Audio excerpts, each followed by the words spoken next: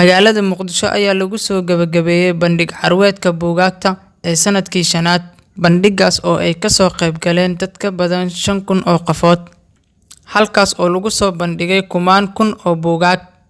oo ay qoreen boqolaal qorayaal Soomaali iyo ajaanib. Marti sharafta ka soo qayb gashay waxaa ka mid ah madaxweynihii hore dalka Soomaaliya Mudane Xasan Sheekh Maxamuud. 3 maalin kadib munaasabadda waxaa soo gabagabeeyay ra'iisul wasaaraha dalka Soomaaliya Mudane Xasan Cali Kheyre. diini iyo dadkii soo qaban qaabiyay dhalinyaro ahaan marka hore waa idin mahad celinaya dhammaan marti sharafta kale Soomaali iyo martiba sanad walbana dhalinyaradii way ka sii badan tahay intii way ka sii cod dheer tahay way ka sii farxad badan tahay waxay tusaale ka tahay rajada dalka uu leeyahay iyo horumarka aan tiigsanayno waa mahadsantihiin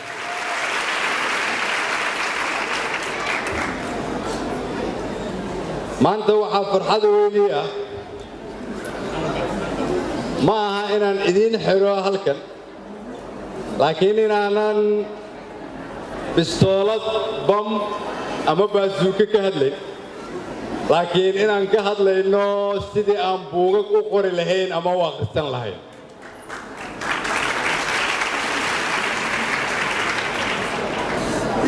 sababtoo ah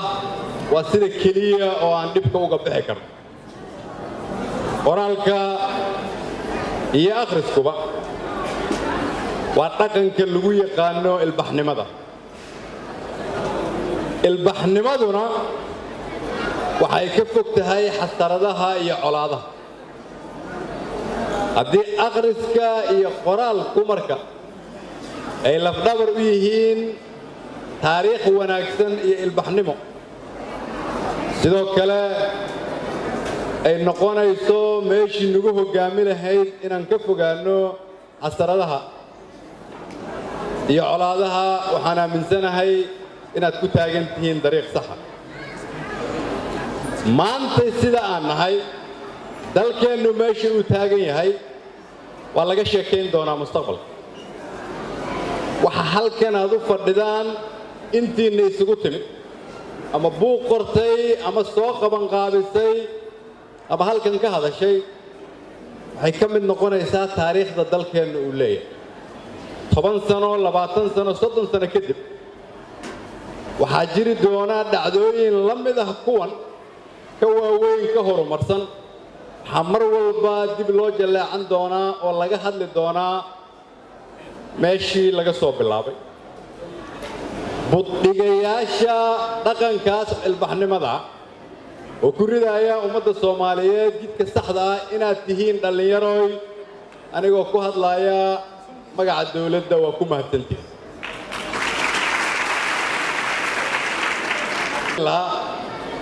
sawirka naga baxay 30 sano la soo dhaafay waxaana la ka aaminsan yahay inaan nahay dawladda dunida ugu musuqmaasuqa badan marka laga soo qaado qoraalada ay qoraan Transparency International dhinaca kale markaa ka fiiriso 2 sano oo dalkan madaxweyne Farmaajo madaxweynaha ka ahaa aniguna aan ra'iisul wasaaraha ka ahaa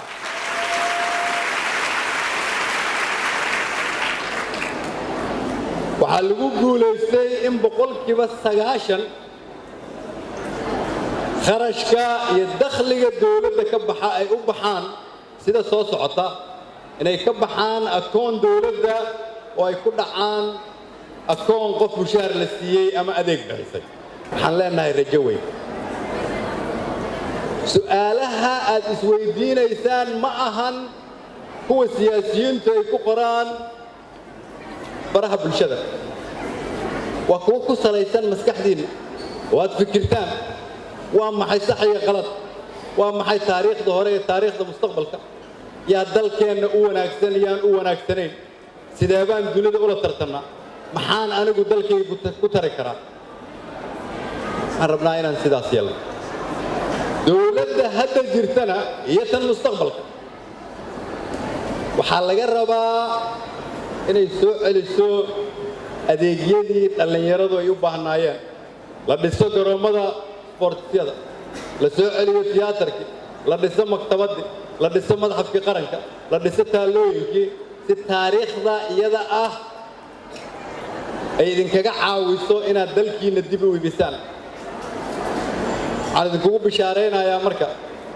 in gobol walbo aan tagno ahmiyadda aan siin doono dhallinyarada waxaa kaloo idinkugu bishaaraynayaa in maktabaddiinni iyo madxafkiinni iyo tiyaatarkiinni iyo taalooyinkiinni iyadoo lagu soo celinayo sidii ay ahayd wixii dul saarnaan jirin ay dul saarnaan doonaan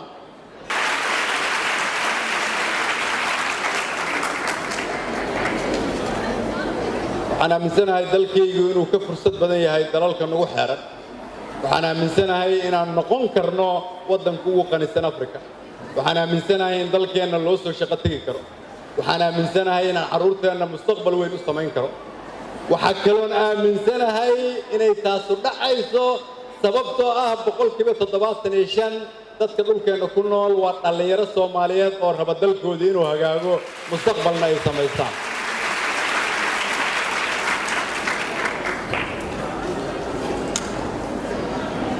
dal walba dalkiisa u kaca waxaan rabnaa in awoodda loo soo celiyo shacabka Soomaaliyeed oo qof walba isagu wax doorto iyaguna ay go'aan gaaraan dhalinyaro taariikhdan isqoraysa bandhigan aad isugu timaadeen oo isagu isfasiraya waxaan rabaa inaad ku xisaabtantaan waa maxay Soomaaliyada idin sawiran mustaqbalka soo socda sawirka markaa aragtaan waa maxay shaqada aad rabtay inaad ku darsato waa la soo dhaafay waqtigii la dhihi jiray Soomaali iskuma tashan karto waa isku tashanaynaa waxaana ku tashanaynaa dhalinyarada Soomaaliyeed waa idin xiran yahay shirku waana mahadsantiin. Assalaamu calaykum waraxmatullaahi wabarakaatuh.